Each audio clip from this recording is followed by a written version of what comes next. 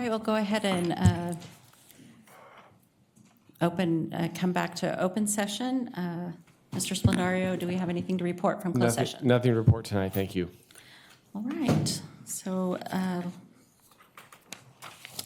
we go. Let's go ahead and officially call the meeting to order and do a roll call. Vice Mayor Reed, Councilmember Pratton. Here. Councilmember Sandu. Here. Councilmember Farmer. Here. Mayor Rodriguez. Here. If you could all stand with me and for a silent prayer and flag salute.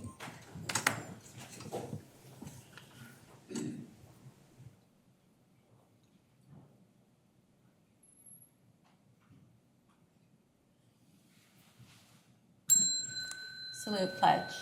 I pledge allegiance to the flag of the United States of America and to the republic for which it stands, one nation, under God, indivisible, with liberty and justice for all. Madam Clerk, can you read the replay statement? This meeting of the Galt City Council is recorded with closed captioning. The recording will be cablecast on Metro Cable Channel 14, the local government affairs channel on the Comcast and DirecTV UVerse cable systems.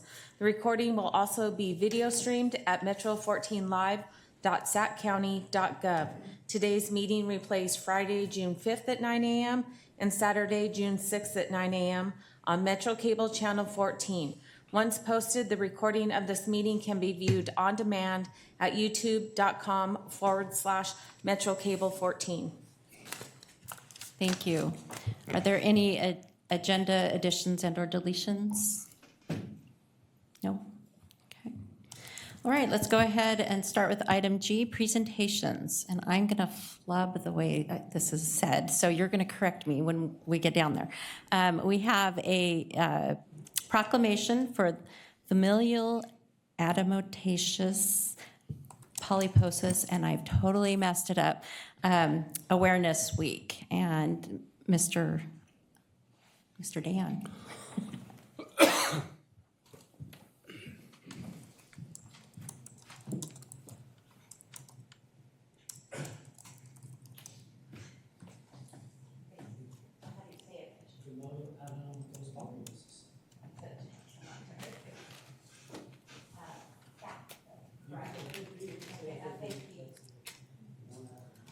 Okay, so I'm going to go ahead and read this is the proclamation from by the City of Galt.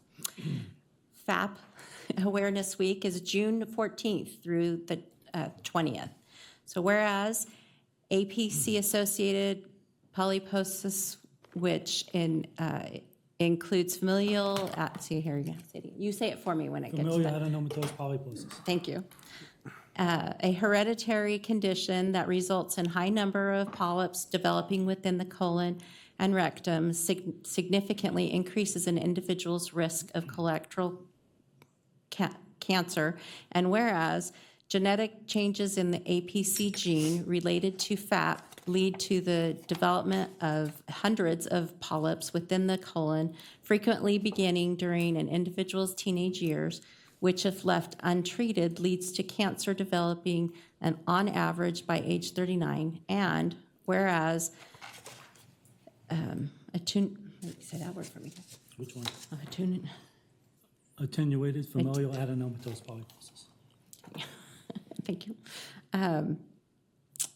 Is a variant of the condition which causes fewer polyps to develop at a later age with an average age of cancer diagnosis of 55 when left untreated. And whereas undiagnosed FAP or AFAP can increase the risk of cancer to develop in the stomach, small intestine, liver, brain, thyroid, and pancreas, and can cause other health conditions such as osteomas, correct?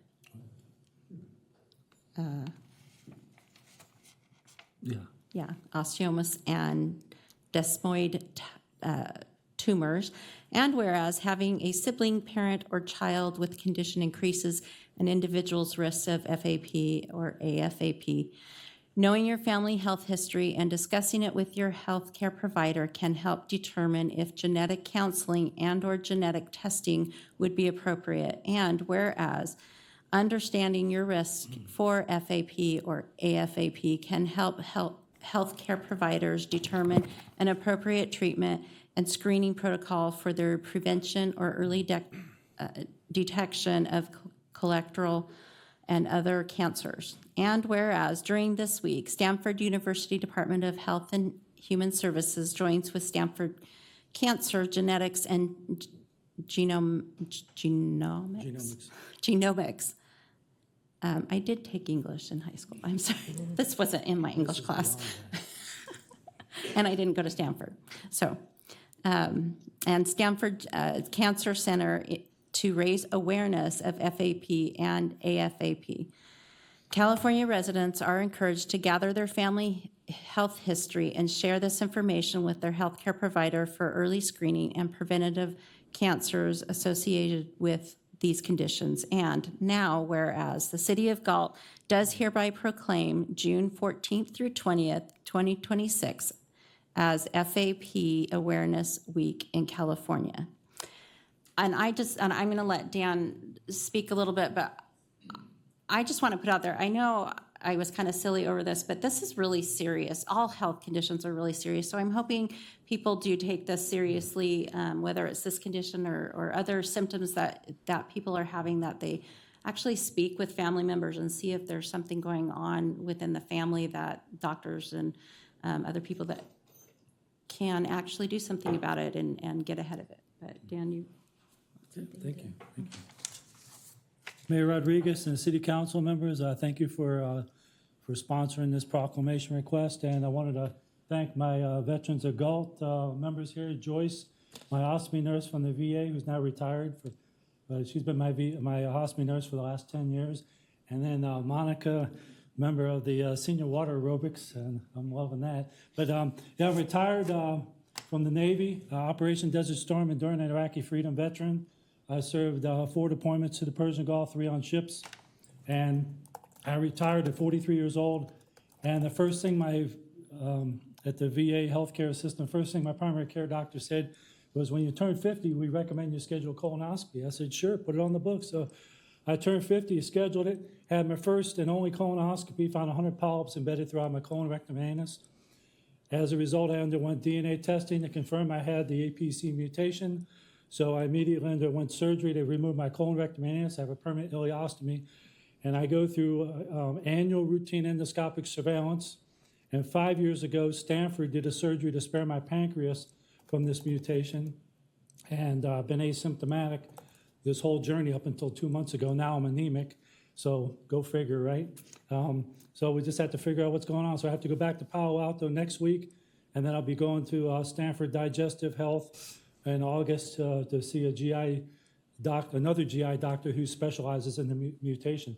And as a result of my time at Stanford as a patient, I was invited to be a live case presentation for the Stanford School of Medicine for the Molecular Foundations of Medicine and the genetics counseling course. So I'll be, and then Senator Neal has sponsored this request. So we're going to have a Senate resolution on the 11th of June. So we'll be at the state capitol for that. And we've decided, I had 2 colleagues, we decided we have FAP. They have family history. I have no family history. I'm the only one. So I'm a team player. I took it for the whole family.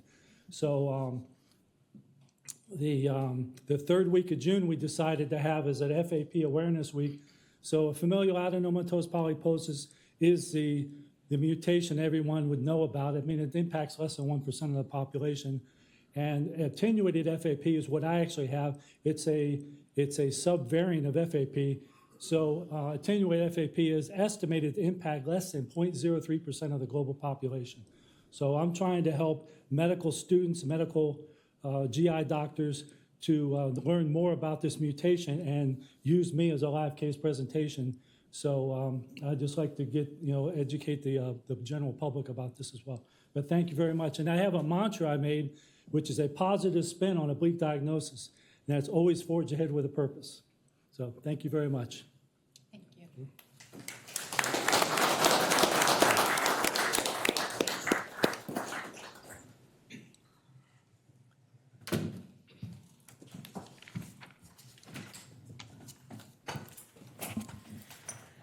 Okay, moving on to the second presentation, recognition of Galt Police Department and Cosumnes Fire District, and we have a guest speaker, Ellen Kim.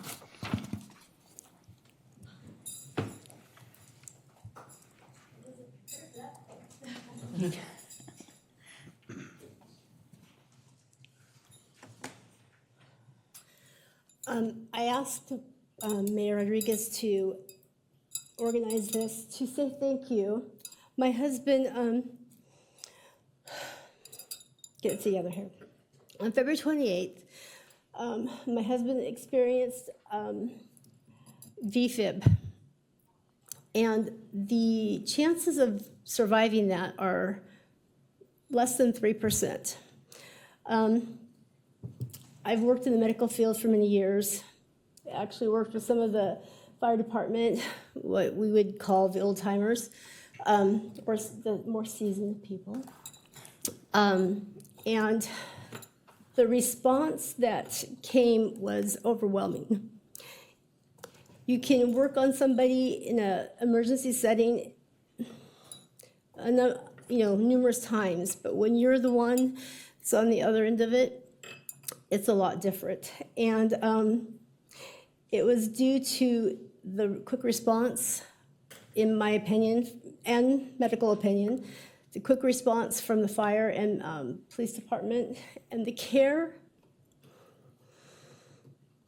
and kindness that was shown to me and my family during this time. I can never repay you guys for that, but I do know, having worked in this environment, that you always hear the negative outcomes. And I wanted you guys to know that there's a positive outcome in this. And that you guys work hard every day. And a lot of times you don't get the recognition you deserve. And we wanted to, as our family, say thank you. And it's funny, I worked with Chris when he first started his career in the ER at Kaiser. So having a familiar face show up was very much appreciated. And I have to say, I don't remember a lot, but it kind of on a humorous anecdote, one of the officers that responded, the first ones that responded, my husband was on the couch, and I got him on the ground and was doing CPR, and I think it might have been you that came in and literally pulled our couch. It looked like he just took one hand, and our couches are heavy. And I just remember them being flung aside, and I thought, okay, I think we got it under control here. But again, we want to say thank you for being there and responding, and never doubt that you make a difference in what you do. And we want to thank you. I would love to, I've been CPR certified since I was 16 years old. I would love to see Galt, through the fire department, the police department, and corrections, which my husband works for, come together and have an annual CPR day for the community so that people can have access to that easily and be able to hopefully never have to use it for an emergency, but to know that you can do it if you have to. And so, again, thank you so much for all you do. Thank you for sharing the story. Sure. Wait. I just didn't want to be left out. So I'm the 6'2", 260-pound guy that my wife had to throw on the ground because I feel some of the bruises. I just wanted to thank you guys that you didn't break my ribs because that would have been horrible. 3 years ago in May, I had a triple bypass, and that's just the stress of working in corrections. I went to the second academy ever here in 1983, and It's been I've been here a long time, and now I'm being forced to retire. But I know it went through a lot, and I'm grateful for the quick response, and especially my wife, who normally goes out in the backyard and works in the yard, but her leg was hurting her, so she happened to be sitting next to me when this happened. But I am grateful and appreciative, and I thank you very much.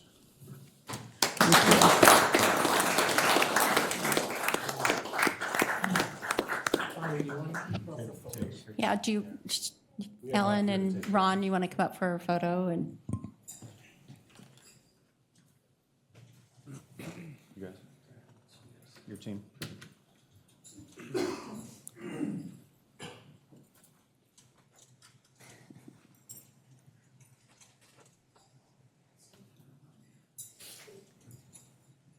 so quick question, Ellen, is the couch okay?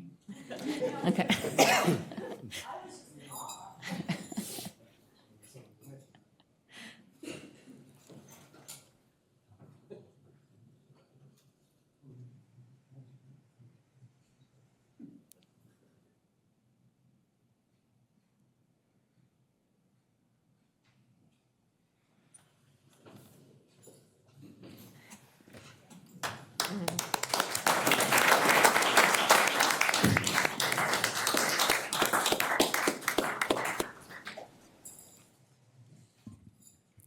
Madam Mayor, Yes. I just want to thank the fire department, obviously my staff, for the work that they did that night.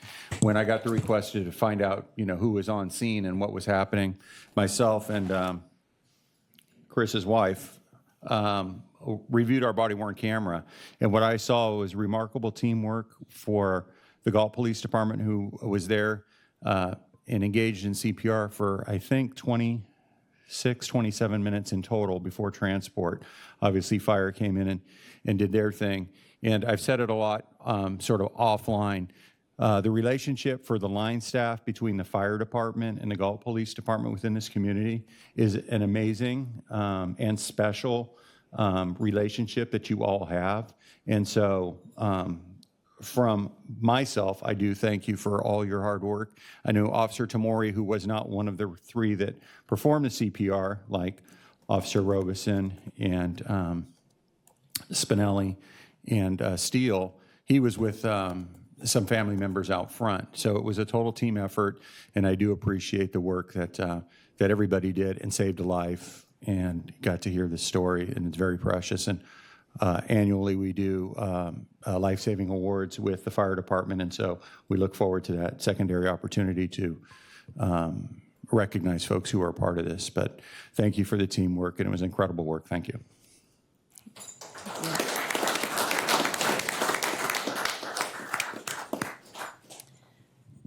And now that leads us into our third presentation, which is our annual fire presentation. And we did this purposefully so that fire would be here and would be able to hear the gratitude from not just the family, but gratitude from the city for all the hard work that both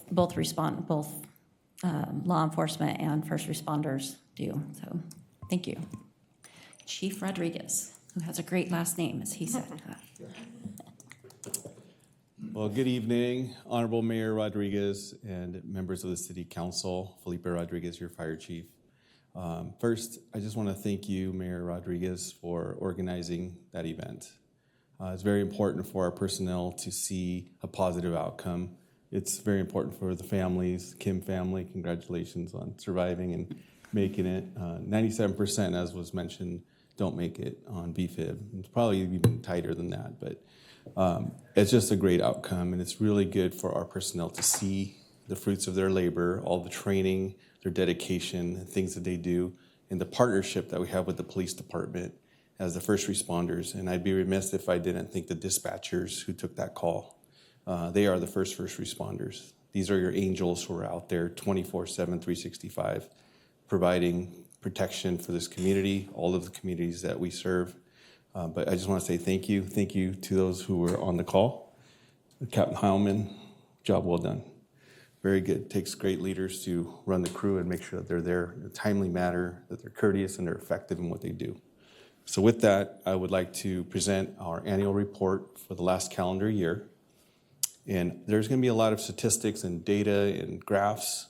That's not really what's important. It's the work that they do day in and day out that matters. The personnel who are out there providing the service every single day to this community, that's really what matters. These numbers will quantify it, but it's not that. It's what they do every single day. So there's a lot more that goes behind it. A big thank you to those who worked on the statistics, and a thank you to you for asking for this information to be presented to the community here in Galt. So tonight I'm going to share with you our performance of our first in areas here in Galt. I'm going to focus on the Galt community. Of course, we're consuming this fire, and we provide protection for over 157 square miles and over 221,000 people. But here in this community, serving this 27,133 people that we serve, that's what I'm going to focus on tonight. Here's your two fire stations, stations 45 and 46. This department has been in operation here since 1921, providing service for this community for a long, long time. You'll look at the statistics and the graphs that you see before you. Now if you could focus on the top left graph, that pie chart. We responded to almost 3,600 calls in Galt in the orange that you'll see. We respond to over almost 25,000 calls a year, but a good portion of them are here. About 15% of our calls are here in Galt. The pie chart below that is the breakdown between stations 46 and 45. In orange being 46, about 37% of the calls, and 45 being 63% of the calls. The map on the right shows the two areas for station 46 and 45. You'll notice that the areas cover a lot more than the city limits. They go almost to I-5 and out east, and I believe the city limits are almost all the way to Herald already, but it's growing. But they do cover a large area. The primary calls are in the populated urban area, which is the city of Galt, the city limits. But you do see some of the colors from orange, where it's more populated, turns into yellow, a little bit less populated, and then green, even less people that are in those areas. But we do respond to all of those calls. And I'll break those calls down over the next several slides. But just to paint the picture as to our coverage areas, there are a lot more than just the city limits. About 56 square miles or so is what we cover for this area. The incident types, about 71% are emergency medical services. A top left number of over 2,500 calls are emergency medical. We do respond to service calls, good intent calls, cats and trees, of course, water problems, etc. Some false alarms. We do, pound for pound, Galt holds its own with fires. 82 fires in the last year. The top right number that you see, the $456,000 is what we lost. But we did save over $2.5 million worth of property during that same year. 74% of our calls are emergency calls that we respond to, and 26% are non-emergency calls, what we call code 2 calls, but we don't respond with lights and sirens. But the majority are emergency calls with lights and sirens, and of that, it's all a lot of medical calls with some fires here and there sprinkled in. The units that are dispatched to incidents in Galt, individual units. Although we had almost 3,600 calls, we do send multiple units to each call, and you'll see that there's over 6,000 calls that were from units here in Galt. 398 were from units that came from Elk Grove, and we have command units because we have commanding officers that come out here for fires and other various calls, vehicle accidents that are more complicated type of a vehicle accident, and we'll have command units respond. Total of 6,600 units, individual units that responded over the last year. And when we look at those over 6,000 units individual, we'll look at the Engine 45 being the primary responder that goes to the majority of the calls, followed by Engine 46, Medic 45, Medic 46, and on down the line. So the bulk of them come from those 4 units here in Galt. And when we look at the Elk Grove units that come in to assist, we are, as I mentioned, one department. We respond no matter where. People want to see that blue shirt. So once in a while, they like to see a white shirt, but not normally. They want to see the blue shirts come through the front door and help with whatever it is that they need help with. So out of 398 responses from the Elk Grove units, Medic 71, which is the one in downtown Elk Grove ambulance, was the one that came out here the most, 110 times. There's probably times where an ambulance was unavailable and they did have to respond. After running the numbers, we realized that there are times where an ambulance from Elk Grove will come and a Galt ambulance will step up and say, hey, we're available, we'll take that call. So that does happen. But there are times where ambulances do come from Elk Grove. The next busiest was the truck company. We have one truck company in our district. Those were your fires right there, or vehicle accidents where someone's trapped or things like that where they have to extricate. And the third one I'll highlight is the MIH 71, Mobile Integrated Health. We just opened that up just over a year ago. And that's a unit that we have a nurse practitioner or physician's assistant and a paramedic. And they will respond to calls that might be where somebody really doesn't need to go to the hospital, but they need some care. And that allows them to stay at home and receive the care that they need, prescriptions, maybe some minor medical treatment, and then they're left to recover at their own house and not have to wait at the emergency room or be transported. And that's a really good thing, a new thing that we added within the community, and we're going to continue to provide that service into the next year at least. And on down the line with all of the other units, looks like some medics and our squad that we have as well, and other engines that come out here to assist.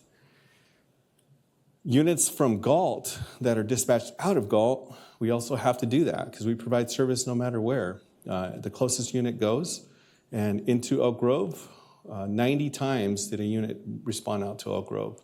And out of the jurisdiction, which would probably be Harold or Wilton or Walnut Grove, 666 times for a total of 756. Breaking those down, into Elk Grove, there were 90 responses. You see the map there. Those are all of our calls and where they go out to. Medic 46, which is on the east side, likely went out to Wilton or Harold. Medic 45 went out second, and in Engine 46, sometimes they're married up with Medic 46, or they'll go out to assist Wilton with fires, and then followed by Engine 45 and on down the line. The 300s are grass rigs for grass fires. Out of jurisdiction, those are the ones that likely went out to the outlying areas. The previous one was into Elk Grove. These are actually into Harold, Wilton, and Walnut Grove, most likely, and maybe even down into Lodi if they need some help. But Medic 46 is the one that goes out the most. This slide covers the unit hour utilization, and that's the number that we use to track how busy our ambulances are. And you'll see that there are 7 different ambulances that, 8 ambulances now, we just added that extra one. And the ones on the left are Medic 45, 46 that are here in Galt. Our goal is to make sure they're available at least 50% of the time. So once they hit that 50% number, it's time to add another ambulance. We are still sitting at 26 and 25 here. The blue line is during the day, that's the busiest time. So during the day, they're busy about 25, 26% of the time throughout the year. And we really keep a close eye on that number. The orange is in the middle of the night, and then the green is overall. But really, it's that day one where it's the busiest that we really keep a close eye on. And as it approaches that 50% mark, it's probably time to add another ambulance. This is the heat map of what it looks like for the busiest parts of the day. And you'll see more red from about 9 a.m. to 9 p.m., where Galt's still looking pretty good in the 20s, and we keep a close eye on that. It's very important to have the 2 ambulances here for us, even if they're not as busy as the Elk Grove ones. And part of that is to ensure we have an effective response force, enough firefighters here for those fires or for the more critical calls. And part of that is safety for our firefighters, and part of it is safety for the community, that we make sure we have enough personnel here for when that larger call hits. And for that reason, we're going to maintain our 2 ambulances here in Galt, even if they're not as busy as some of the other areas. The last few slides that I have are to cover response times with you. Response times are measured from the time someone calls 911 all the way till the unit arrives. So that's the total response time on the left. Those 4 light blue blocks, the call is received by dispatch, then they process the call with the darker blue block, and then the response unit is notified. And then they have about a minute and a half to get out of the fire station. That's called a turnout time. And then they respond. Our hope is to get them to any location in 4 minutes if possible. And that's called the travel time. And then they arrive. So altogether, we total up that time, and we really, really focus on those last 3 blocks because those are the ones under our control. The dispatch center has the first block, and they run their own times, but we can control how fast we get out of the fire station and how fast somebody gets to a call. We don't want them driving too fast, but where the stations are located, where traffic is able to move through, as we build overpasses and connection points, and we build neighborhoods where there's good connectivity, our units can get there faster. So when we look at those, we break up our map into 2 different colors. The green section is the more populated areas, which we call urban. So you'll see a U next to those units or the stations. And then the R is our rural areas. So less than 1,000 people per square mile would be the R section. When we look at the numbers themselves in the green, you'll see that the turnout times are just about 141, 143 for the 2 fire stations. The travel time, which we want at 4 minutes, we're sitting at almost 5.5 or so, and for a total of just about under 7 minutes for response time. Okay, the rural area, we can add a little bit more because we realize there's no fire station out there, so we can actually give them a 10-minute travel time, and they're hitting them. They're both pretty close to those travel times for 8:46 and the 11:07. When we add it all together, it was just over 7 minutes on average for every location. But most of the city limits are in that green section right there. So we're looking at 6:41 and 6:49 for our response time after we receive the call. Ambulance patient offload times is of importance, and I know that Vice Mayor Reed's not here tonight, but I know he's presenting tonight. We did communicate. But of a very big importance is how long our personnel and the patients stay at a hospital. Medic 45 at the top and Medic 46 at the bottom, they're sitting right at about 30 minutes, almost 29 minutes for 45 and 35 minutes for 46. And that's how long they have to sit on the gurney until they transfer the patient to a nurse or somebody else at the hospital. That was over 72 minutes not too long ago. And a lot of great work by many, and the hospitals, a big thank you to them, and leaders here in Sacramento to make sure that those numbers went down, and our personnel for their patients for the patients, to really wait till those came down, and then some state legislation to make sure that those numbers came down as low as possible. The last big slide I have is the staffing levels, just so you're aware of where we're sitting. We're in the western region, the blue section of the map here in California. For the population here of 27,133, we fall in that lowest set of blocks there in the table. 1.01 firefighters per 1,000 is what we should have. So 1 per 1,000, basically. So out of the 27,000, we should really have 27 firefighters. We currently have 30 assigned here in Galt. And that's okay, because even if we're 2.6 over, we do cover some of those county rural areas, the unincorporated areas, so that's okay for us to be a little bit over, and also the protection of our own people in the community here when it matters. So we're sitting pretty good, and we look at that number before we make decisions on adding additional resources. That's a really big number for us. That's the median rate set by the National Fire Protection Association every few years. They last did it in 2020 and updated it in 2022, and those are the latest numbers that we hold for the area. So the key takeaways for today are the response times are meeting or approaching benchmarks across all service areas. The ambulance patient offload time has improved significantly year over year, reflecting strengthened coordination with receiving facilities. Big thank you to all the hospitals. The fire department units stationed in Elk Grove provide additional response capacity into Galt service area, reinforcing the community-wide public safety that we have.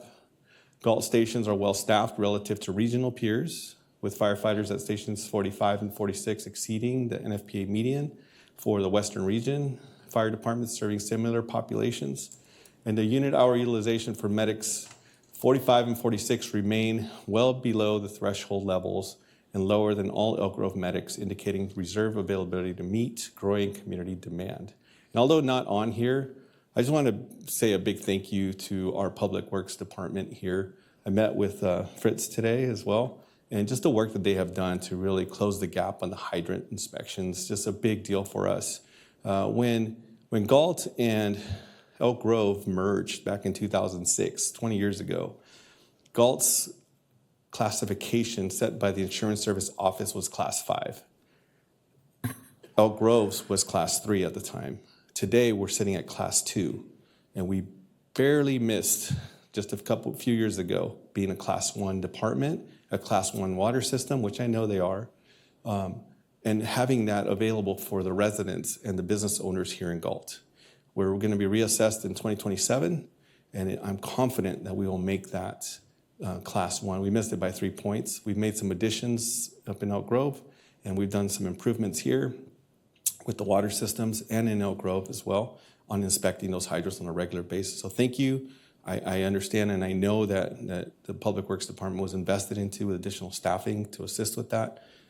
Staffing is always great for hydrant inspections, but after what happened at the Palisades fire, it's so important that we remember that the hydrant systems are so important, and you have a great water system here and great staff here. So big thank you to all the Public Works personnel and all the hard work they do and have done to improve that number.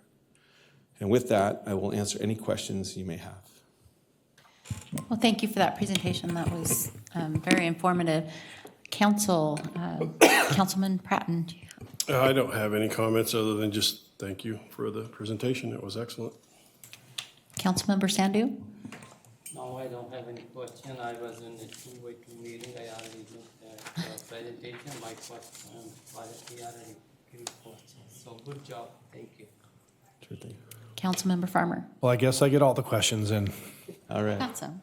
First, thank you for the presentation. It's always informative because it's, you know, as council members, we do get a lot of people asking us about fire stuff, just various questions. But your presentation kind of maybe I had a couple questions for you.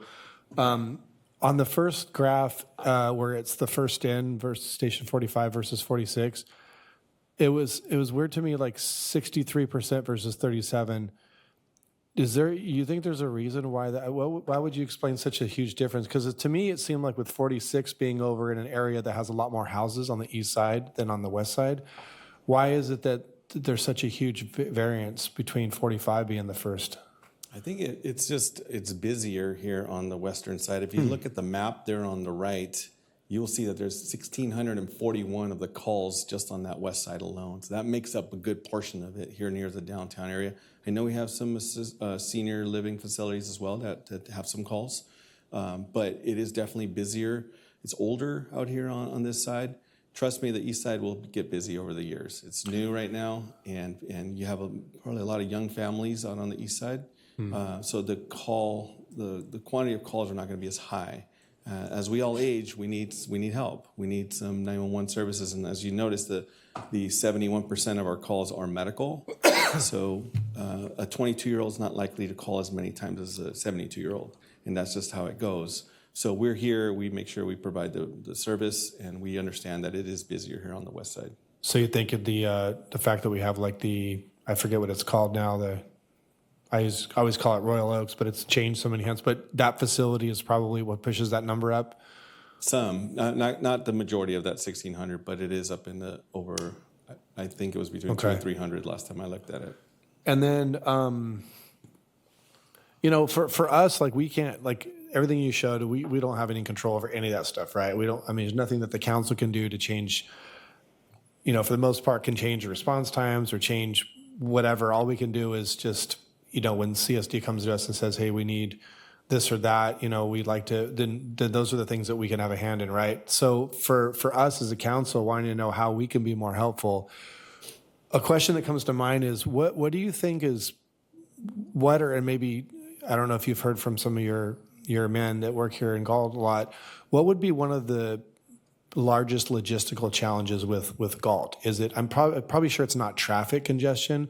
Is it just the spread outness of the city, or is it Is it is it like the positioning of the overpasses, trying to get from east to west side over the freeway? What comes to mind, do you think? I think that's a big one, yeah, for sure. If it ever happens for Walnut to come on over, that will definitely speed up Really? our response times. Okay. Last time, I know it's very expensive to invest into something like that, but really just connectivity and just flow, traffic flow is so important for us to make sure that we can respond quickly and get there in as fast as possible. So as we build neighborhoods, it's very important that the building department, they have a great relationship with our fire prevention division, but that they build neighborhoods with 2 ways in, 2 ways out, and a lot of flow, good traffic flow. It speeds things up.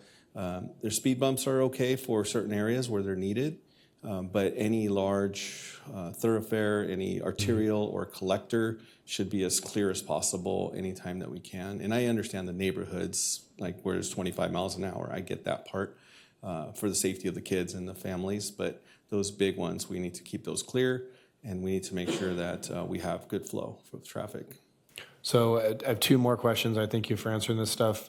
With that mention of the Walnut overchange, because these are things that, we need to keep in mind when we're making decisions, like when it comes to things like the Walnut interchange, which obviously is a huge deal, and we know, but to know that has an impact not just for traffic, but for fire response and that kind of thing.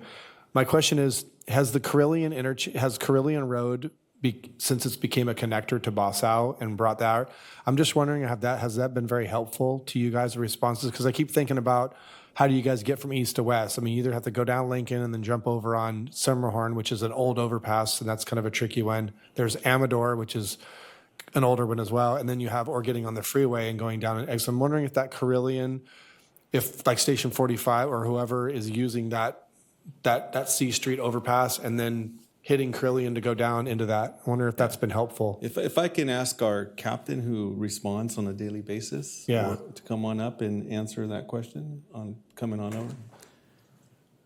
Sorry to put you on the spot. He's been waiting for this moment for a couple years, and here we are. Is that a path that you guys use, or has it not really been of much help? Responding to calls, we haven't used that thoroughfare very much, but returning back to district, so say we run a call on Bossau or in 46's area, Okay. coming back to the station, we will use that, and it has been quicker. So Okay. I think in a sense it has helped us with response times, like back to our first in. Okay.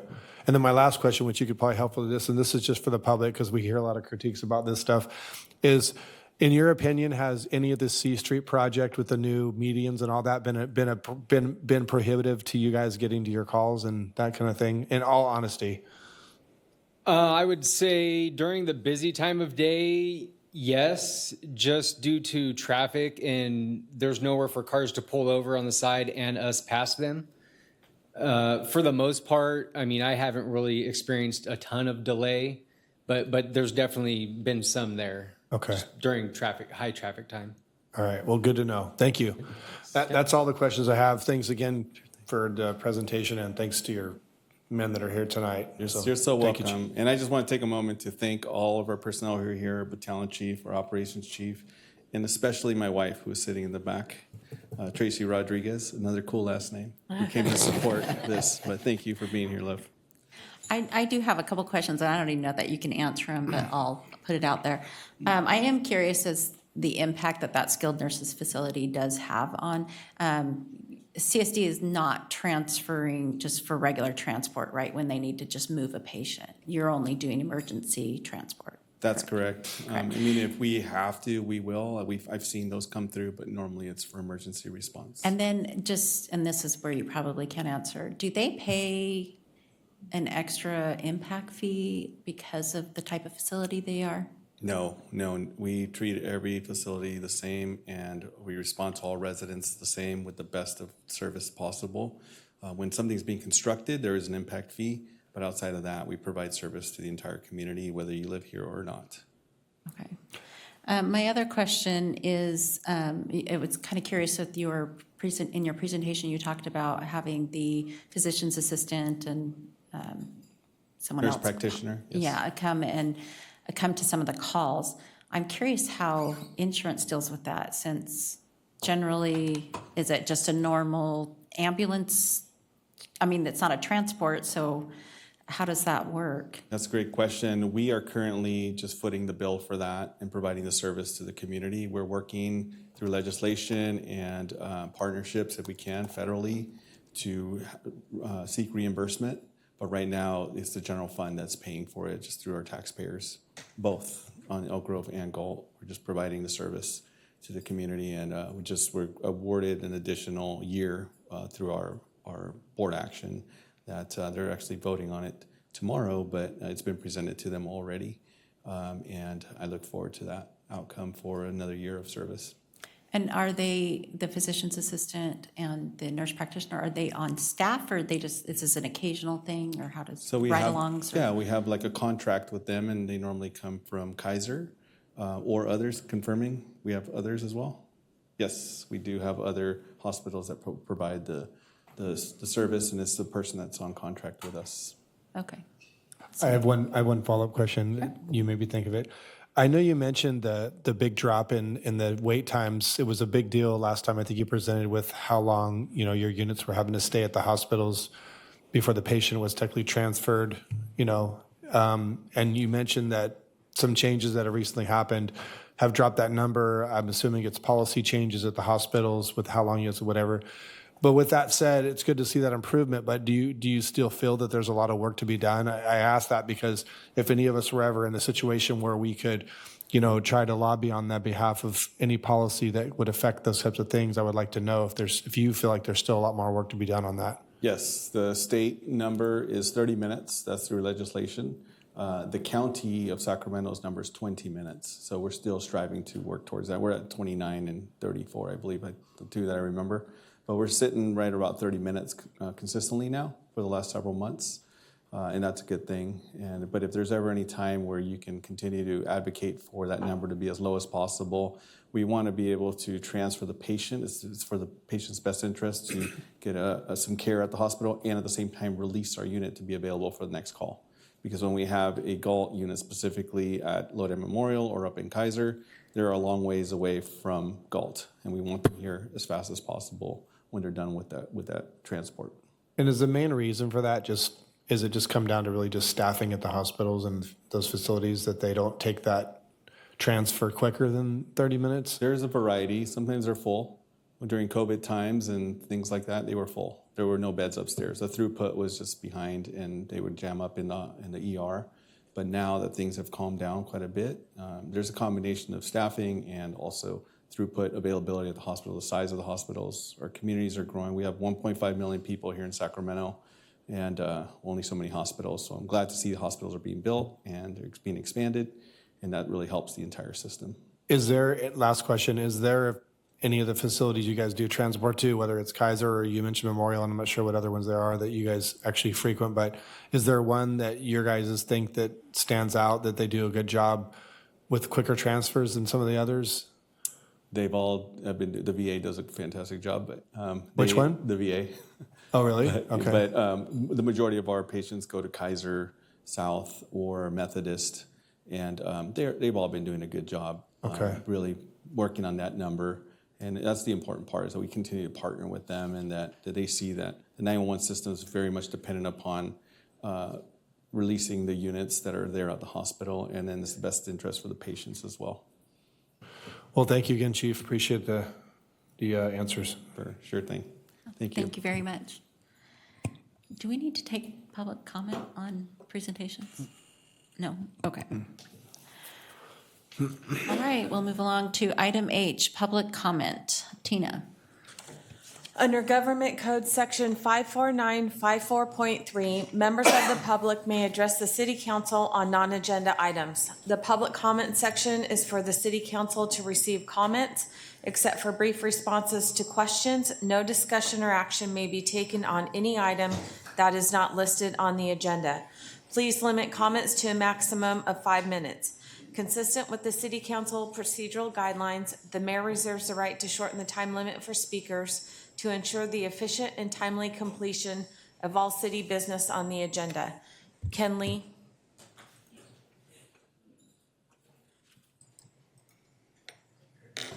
Good evening, council members. Well, I'd like to comment on the flea market. I'd like to see more upgrades to the flea market to attract more vendors and customers. Like Stockton's Wilson Way Market, they have upgraded the grounds and the overheads. I'd like to see a top produce row along the west fence, similar to the food court, in a Y shape, so it's only half of it.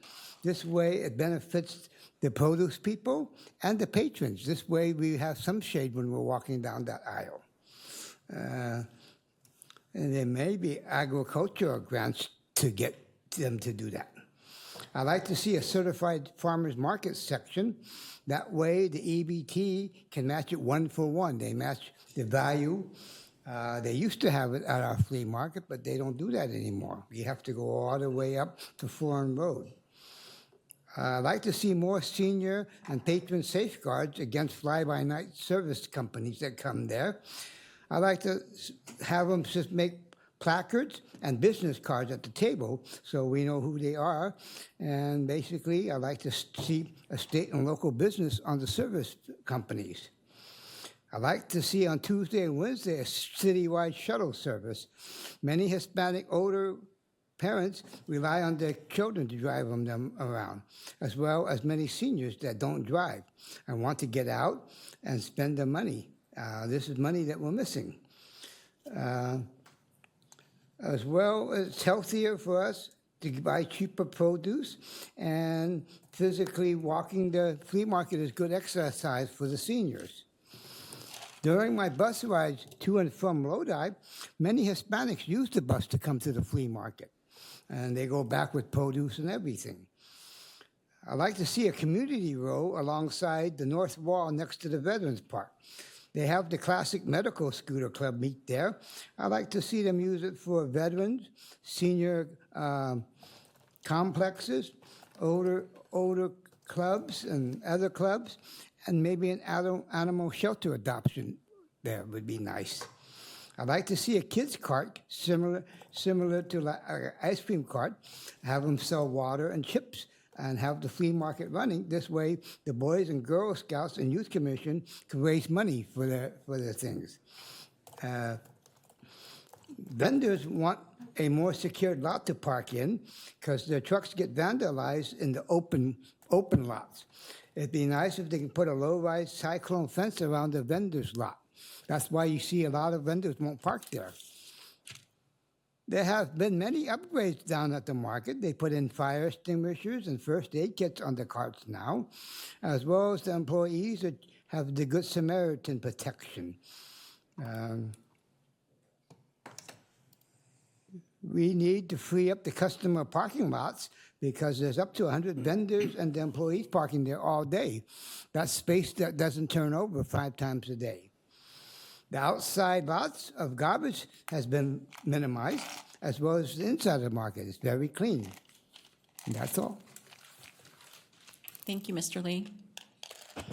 I'm just going to call Gene Davenport's name in case he's in the lobby. Did you? I think he wasn't on. Gene?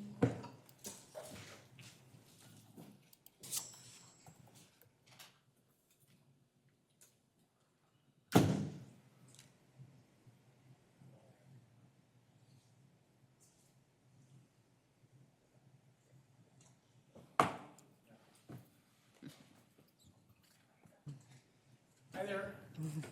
I'm Gene Davenport. I live in the city. I want to address the things that I feel that were uncalled for at the last meeting, i.e. you cutting us to 2 minutes. I know it wasn't just you. It was a mutual agreed aspect of it and the way it came about, because on the agenda item at the beginning of it, it said we can cut time, that you guys can do that to us. Before we even started the public speaking, you stated, you were on the record saying we're going to cut the time limit to 2 minutes, which I thought really was really disingenuous to us as citizens, that we want to come and voice our opinion and what we feel is happening in this city and the projects that are coming forward. I knew that project was a done deal 6 months ago. That's besides the point. We should be allowed to come and voice our opinion, whether you like it or not. That, to me, that whole project is a Chamber of Commerce project. You guys are all chamber members. So, I mean, that's what it reeks of to me. That being said, if you would have let everybody talk the full 3 minutes, it would have been 1 hour and 3 minutes long. There was 21 speakers and 21 people didn't show up. A lot of people left. So by taking that and using that as a barometer to who can and cannot speak or for what length of time is disingenuous. We've had city councils where they stayed here listening to the public speakers till midnight. I remember coming in and before you guys, most of you were on before Sean and Paul got on, the city councils would stay till 11, 12 o'clock to listen to what we had to say. So I just feel that you should take that into consideration. You guys ran for an office. You represent the city, but we also have to have honest input. And I couldn't do it in 2 minutes. I was babbling at the end because I was trying to get everything in that I wanted, and I couldn't. I just couldn't. I mean, I get to talk for 5 minutes today. I could stay for a week. But you guys got to start and look at that. I mean, it's just wrong for you guys to do that. This project, I was personally against it. I was against the 76 when that was approved. I don't think we need any more gas stations. If you look at it from that aspect, Galt has about 27,000 people, roughly a little bit more maybe. There's a gas pump for every 300 citizens. That means man, woman, and child. Do we need that many gas pumps in this city? Honestly, that's just, it's overkill, and that's what this project is. I know you're getting an In-N-Out burger. My granddaughter's really excited about that. But, you know, it's not about an In-N-Out, and you're hurting existing businesses. Paul, would you like to have a hotel built right next to yours? You know, I mean, it flies in what we should, the kind of community we are. I thought we were here for each other. Like all the presentations that started this, I think we have the best first responders anywhere in this state. They've been on it since day one. I mean, and we've gone through, 3 police chiefs, and every one of them has stepped up. That's just wonderful. And when Consumers Fire Department first started that, when we merged with Elk Grove, there's some growing pains, but it's really a good thing now. They're starting to, figure things out. But I know you guys don't have anything to do about schools, but these developments that come in, they're getting away with not putting schools. My granddaughter, who said she was really excited about the In-N-Out, she also asked, Papa, when are they going to put in another middle school? And you worked on the school boards. I mean, we should have some input to that. I mean, that's ridiculous. We're getting another elementary school, which is great. We have 2 high schools, which is great. We have 1 middle school. That's really wrong for the kids. I mean, sometimes the classes are overcrowded, What's the ratio?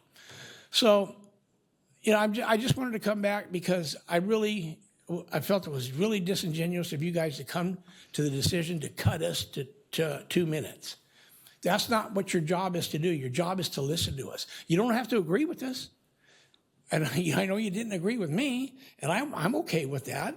I mean, I just think we need to have a better open door policy so we can come in and talk about it. And one of you stated about the community, people outside of the community putting input. Well, I remember when Carillion was talking about going down to 2 lanes. Sacramento had a lot of input in that. We didn't listen to it. My time's up. I appreciate it. Thank you. Thank you, Mr. Davenport. No more. Okay. All right, moving on to item I, reports by city council members on regional boards, commissions, and committees. Councilmember Pratton. The only regional that I had was the Air Quality Management District meeting, which was on 28th.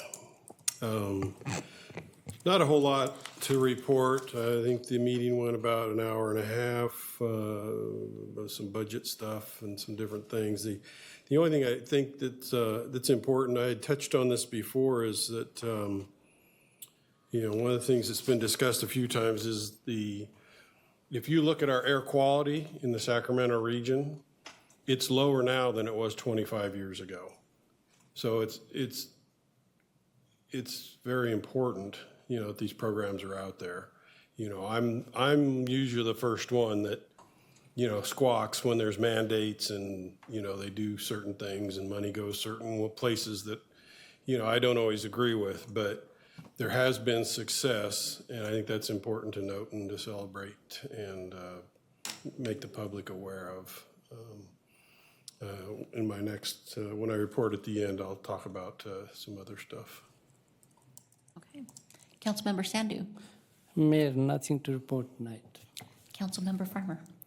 Yeah, I actually just wanted to recap our CAST meeting. I know I mentioned the CAST.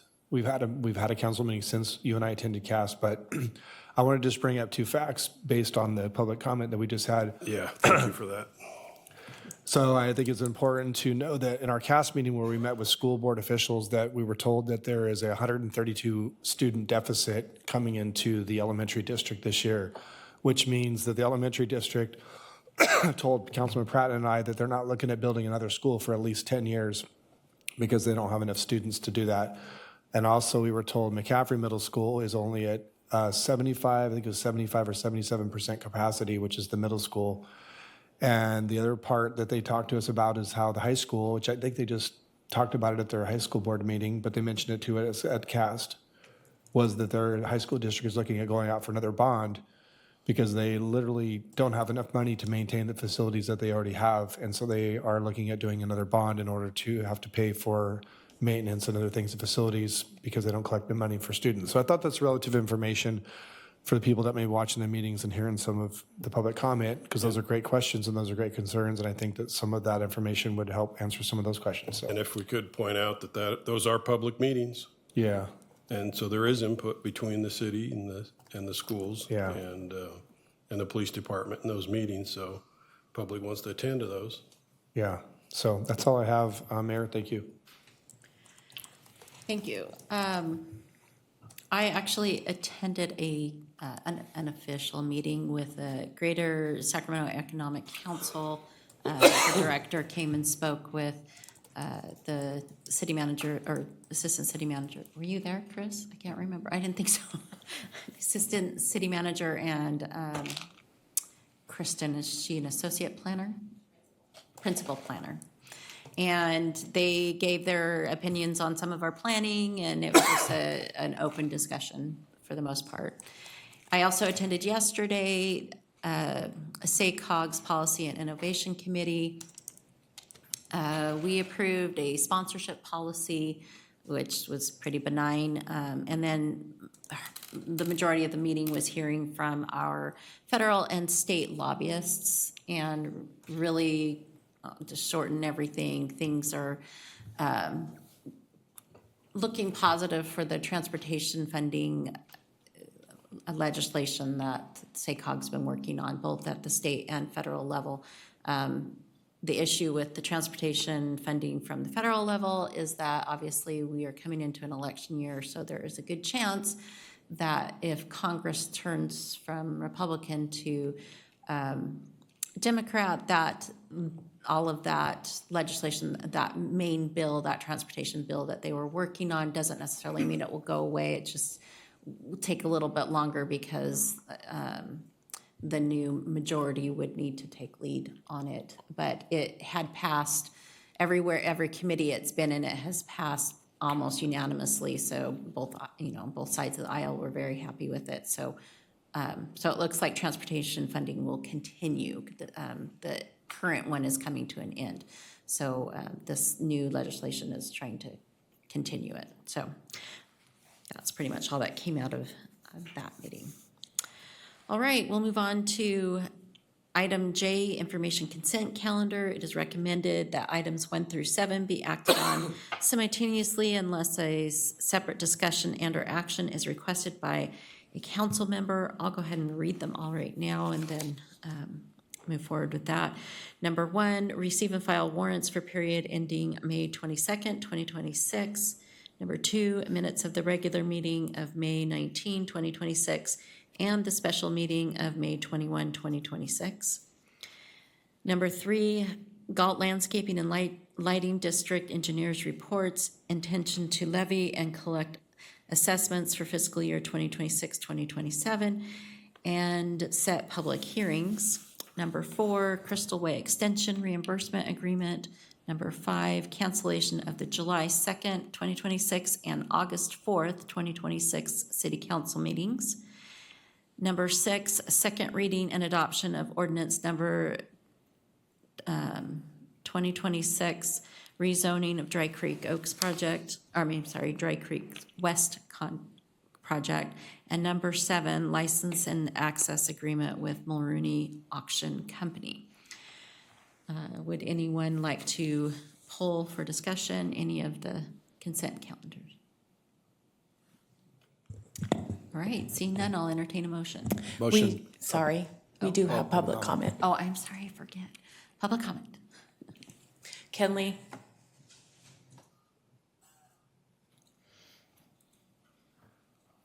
Yes, I'm here to talk on number 7 of Marooney. My experience with Marooney is to use the property, it may bring a big tax boom to Galt when they sell their expensive equipment. If they go online, will that money come to the city as the sales tax? They're very professional, family-run business, generations, and they always clean up their sites and that they conduct the auctions at. They have their own trailers, forklifts, and cleanup crew. And would they be able to conduct live auctions on site like Hussman used to do? Because that's a good place for getting tools, bric-a-brac, equipment, personal vehicles. Because after all, Hussman was there and they were very successful at the auction. I don't know if that sales tax was coming to Galt when they sold things. As a customer of Marooney's for over 20 years, I love the great deals that they afford. Because I was known as Thornton's $1 bidder, and I used to get a lot of stuff. I filled up 1 acre with all that stuff. And I used to get 30 orange barriers. They used the block traffic for $1 a piece, brand new. And I left them in Thornton to the fire department. Thank you. Thank you, Mr. Lee. All right, I'll entertain a motion. So moved. Okay, moved by Councilmember Farmer and seconded by Councilmember Pratton. Roll call, please. Councilmember Pratton? Aye. Councilmember Sandu? Aye. Councilmember Farmer? Aye. Mayor Rodriguez? Aye. Motion passes 5-0. All right, item K. This is a public hearing, so is it a public hearing for this? No. Oh. No. Yes, this is, sorry, because this is a update to our zoning code. Oh, okay. That's right, we've already kind of been presented it. All right, so we'll go ahead and hear the presentation, the single-family residential objective design standards. Ms. Carloni. All right, thank you. Good evening, Mayor, Council. The item before you tonight is to introduce an ordinance for Chapter 18 of the Muni Code for residential design standards. Some background here. So following our joint study session in late March, staff took all of the feedback and presented to you tonight the draft version of the design guidelines. The current design guidelines in the municipal code are not objective, so the main point here was to make them clearly objective standards for developers to follow. This comes from many, many months, if not years, of requesting these documents from the Council and Planning Commission. The guidelines are intended only for, the standards, I need to remember, the standards are intended only for single family, attached and detached, and not for multifamily. And as again, we held that study session in March, and most of the, if not all of the feedback is now incorporated in the document. So what is exempt? Accessory dwelling units, junior ADUs, any multifamily development, condo or apartment, and mixed-use developments are exempt from these codes. And again, the goal behind that is staff works directly with those types of developers because they are uses we want to see brought to Galt, and we don't want to create any sort of barrier towards that development. So a lot of this will look familiar from our March study session, but here the first key components of the standards are massing and articulation. So here, what we're looking at doing with the guidelines, and you'll see everything in your packet, is it's really a menu type of option. So developers can choose 2 or 3 of the options to use for development. And again, that will create a little bit of variety and good architecture. So not every home has to follow the exact same types of architecture. So for massing and articulation, there are 6 options to choose from. That includes variation in color, material, railings, trim, decorative entryways, things like that.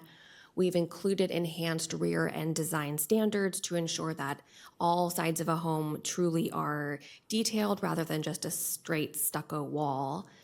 We are adding additional features to walls that do not have doors or windows, and that would include the same types of designs on the front of a home. So again, colors, materials, things to help accentuate that very bland wall that we don't want to see.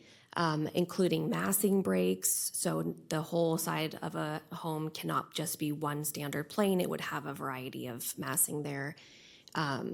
And requiring that no more than 3 homes on the same block are the same color and design. So again, trying to include more architectural variety and design in a neighborhood. Some additional components of the standards are adding requirements for windows, so to recess or to add trim to windows to again give more detail to the architecture of the home. For doorways, we did increase the minimum door width to 36 inches. We encourage the use of side lights or transoms or double doors in development as well.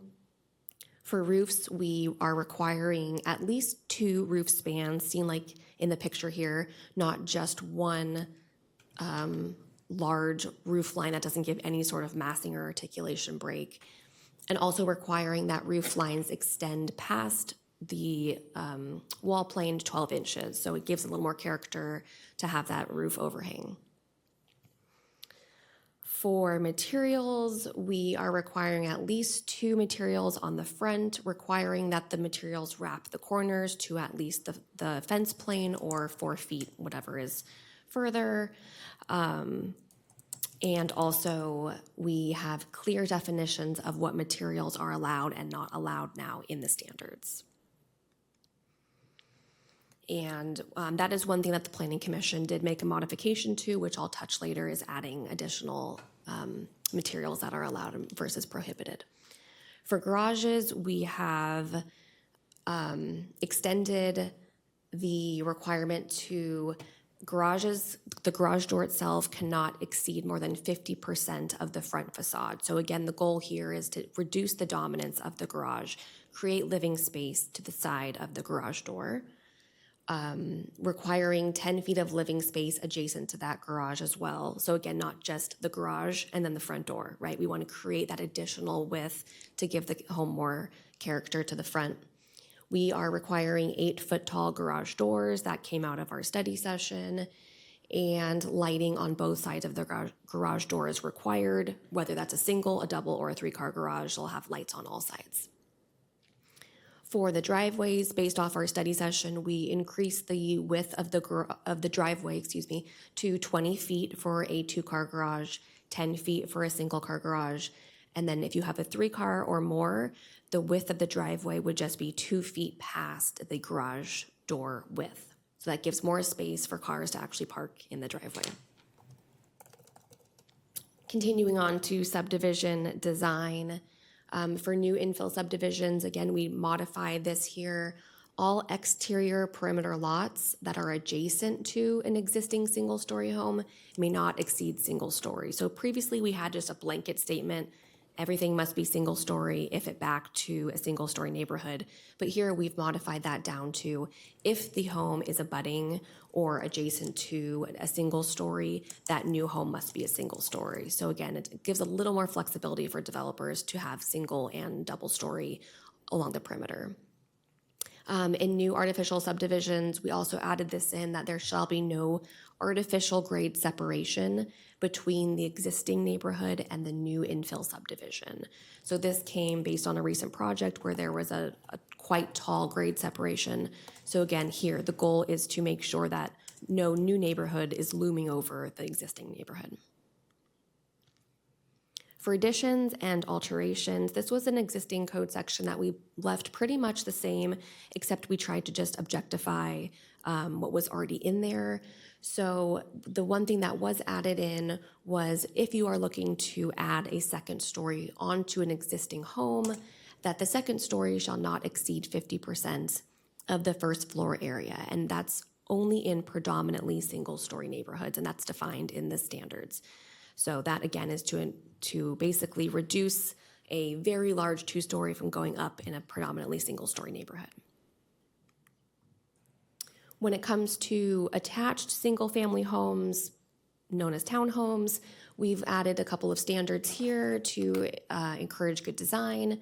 One is limiting the amount of units per row to 6 and not having long lines of townhomes, preferring walk-up versus stacked townhomes, and stepping back any heights of townhomes that are greater than 3 stories to, again, keep the massing scaled back, because most development in Galt is not over 2 stories. For parking, just requiring no parking in the front, again, trying to hide that parking in the back, bring the units to the street, increase that pedestrian environment for those on the street. And with trash and recycling, just making sure all of the refuse bins are screened and landscaped as much as possible with the ability to still access them. So one thing that's been added also to the standards are architectural integrity standards, if you will. These are 5 different styles that we've added into the standards to help guide developers on how to design and build a home within a certain style. This is not going to be like a checklist. It's really meant to be a guide.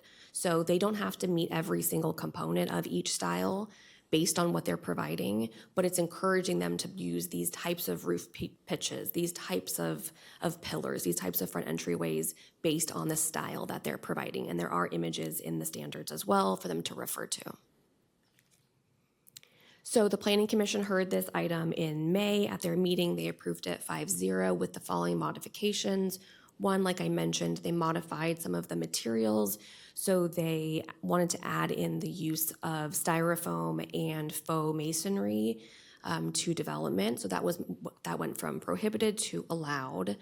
They wanted to remove the requirement in setting back garages. So the standards now have a 10-foot setback for garage doors. Again, we want to encourage that the front of the home be more pedestrian focused. So that language was modified to only half of homes in a new development have to have that setback. So again, it allows flexibility for that garage door setback. And then there was also previously language about 4 second-story additions that I mentioned, having a setback of 5 feet to basically not only have your second story be smaller than the ground floor, but also be set back. So it's not shadowing or creating privacy concerns. They recommended to strike that from the standards. So that has been removed for now. And so with that, staff's recommendation tonight is to introduce the ordinance amending Galt Municipal Code Chapter 18 for the residential design standards. And I'm happy to answer any questions. Thank you. Thank you for that presentation. Council, do you have any questions for right now? Yeah, I'll kick it off. I have the one. So tell me more about the reintroduction of the different materials that you talked about, the foam. So that was not originally in there, but the Planning Commission wanted that to be added back in. What were those? So what we did, let me find the exact page for you here. We have a table now in the standards. That is on page 5 of the standards. It has exterior building material and roof material that's allowed and prohibited. Previously, we had styrofoam and faux masonry on the prohibited, but the Planning Commission recommended that be an allowed material. It is very commonly used these days, and removing that product can cause extra cost for development. So they recommended moving that to the allowed, and so you'll see that in the allowed column now in the standards. Okay. And then you mentioned on the garages, when you were reading it, you said garage doors cannot exceed 50%, but you meant to say it's just worded as garage in general, not the actual door, but the garage itself. What that means, I'm just trying to understand. So you're saying that the garage is, whether it's two-car garage or three-car garage, whatever the garage is, how much space of the front facade of the house that encompasses, it cannot exceed 50% of the entire facade of the house. Correct? Okay. The one thing I'm not seeing here, which I thought we were all probably in agreement on at the workshop, but I'm not seeing it in here at all, was the talk about not allowing two-story homes to have a flat side on more than one side. We talked about doing something they had to have something on three sides and they can only leave one. Meaning if you have a two-story house that you can't have, because like, for example, I went over to one of the subdivisions recently, and on a two-story house, they had a roof line on the front, but the two sides were straight up with nothing, and the back was straight up. And it creates the look of these boxes, and that's something that we spent a lot of time on talking about. I thought that was one of my most favorite things, at least for me, when we were talking about changes, was requiring them to do what I would call, where the house would come up and there would be a roof line, and then you go to the second story. Right. You see a lot of that in like the streets where I used to live over in the bird streets, like over on Wren and Sparrow and stuff. Their designs, a lot of those are two stories. They have they don't have flat sides that go all the way up. They have, they have setbacks for the upstairs, and it really makes the houses look so much better on a two-story than what they build now, where they're just square boxes. Right. So that's something I'm really concerned about, that I would like to see implemented of some sort. Yeah, so that is included. That's Is. highlighted on page 2. Okay. And so it talks about buildings shall have massing breaks every 25 feet. So really, that's not allowing a home. Oh, that's what massing breaks is, okay. Have just a solid wall. It's requiring whether it's a setback, a recess, a structural bay, and I believe we will allow rear patio covers also to count for that. Okay. Modification as well. So that is incorporated. The massing breaks refers to that. That's Correct. what that is. Okay. And then the other one, it's something that's kind of interesting. I don't have any problem with it, but when it talks about the facade variation, no more than 3 houses that are the same design and color, it says design/color. So which is it? Is it so if you have a subdivision that has 5 different floor plans, for example, they can't have more than, and say floor plan 1 is the smallest, they can't have more than 3 of that particular floor plan on the entire block? So what they typically do is, let's say they have 3 models. Each model has 4 color schemes. So they can't have the same model with So color it has the scheme. model and the same color, Exactly. not necessarily the same model. Okay, that's why I was confused on. Okay. That's all I have at the moment. I'll let other council members have questions, but looking this over. Thanks. Councilmember Sandu? Thank you, Mayor. Jenny Carlini, thank you for, bringing that's a lot of work. And I believe that objective design we're doing, another word is quality of life, because it can be, the new house is going to build is the appearance, right? It's going to be good appearance, and it's also can be a protection of the community. And I agree with last time when we was with the Planning Commission, there's a lot of changes. And since we was last meeting, there is only what changes? Just only one change is what Council Member Sean asking, or if you remember the Planning Commission, did they add anything else the last meeting we discussed? There were quite a bit of changes. I believe everything that the commission and the council requested at that study session was incorporated. The driveway width, the door heights, the artificial grade separation. There's a variety of them, and they were all incorporated. Everything that was agreed upon was incorporated. All right, and thanks a lot for that. And just for the public clearance, one thing, whatever we're doing, the objective standard, are we following or complying with the state law, or there is anything is a green kind of we are not complying with the state law? We are complying with state law with these standards. This meets housing element program requirements and state law requirements. So developments are required now to follow the objective design standards for those that are part of the single-family homes. If a developer wants to stray from these standards, they have to request a formal variance, and they would then go through a standard hearing process with the Planning Commission. And so they have that option. But for those developments that meet the standards, that limits our ability to deny a project. Thank you. And the last thing, like in affordability, in your opinion, like for the public, myself, this is my opinion, I don't think so that much can be affordability difference. But your opinion is affordability with the developer can be a big difference with the cost or just maybe a minor, can you, just for the public record? Yeah, I don't think that these standards will cause a substantial change in prices at all. The standards are commonplace in most cities in California nowadays. So there might be a small change based on material type or requiring certain size doors and windows, but overall the affordability will not be changed with the standards. Thank you. Thank you. Thank you. Thank you. Councilmember Pratton. Yeah, just wanted to thank Director Carloni for bringing this so quickly to us, wrapping it up and Planning Commission putting it together.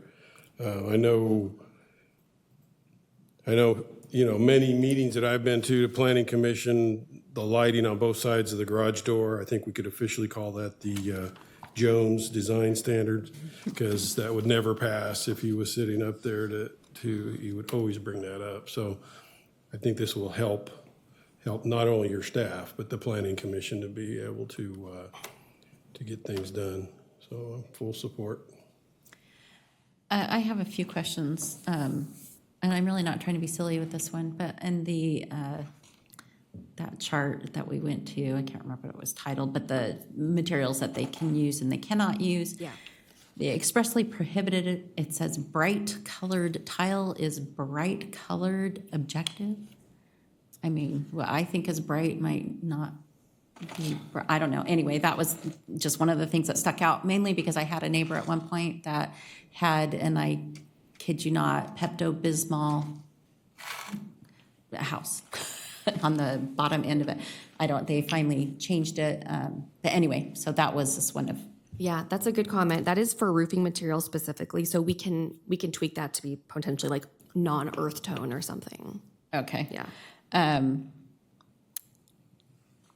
So, and again, because my neighborhood probably isn't the best example, but I have 3 backyard neighbors because our fence lines, our property lines don't line up. So if you have a new development coming in, backing up to it, they don't necessarily have the same borders or, lot lines. So how does that, if a second-story house wants to be built next to all 3 or the 2 properties that they're touching would have to be 2-story in order for them to build a 2-story, correct? Correct. Okay. Any home that they're abutting to would, or adjacent to. Okay. Because I've been hearing a lot of complaints from the senior developments where the garbage bins are too big to get through the side gates. Did we have any discussion making sure that those side gates are large enough for those bins to come through? We didn't clarify the size of the gate, but my understanding is that the standard size of the bin is meant to fit through a standard, I believe 3-foot wide gate. What we did add is a requirement for a concrete pad on the side yard where the refuse containers can sit, so they don't have to be stored far away. So that will help a little bit, but no, we didn't clarify the size of the gate. But if correct me if I'm wrong, don't we have an ordinance that our refuse containers have to be behind I was just going to ask that. a Correct. fence or something? It's a concrete pad behind the fence in the side yard. It would not be visible from the street. Okay. Gotcha, but if it's in the side yard, that gate has to be wide enough for it to get out, which Right. is part of the seniors' complaints. Right. Is that it's, anyway, which is why they want the smaller bins. Yeah.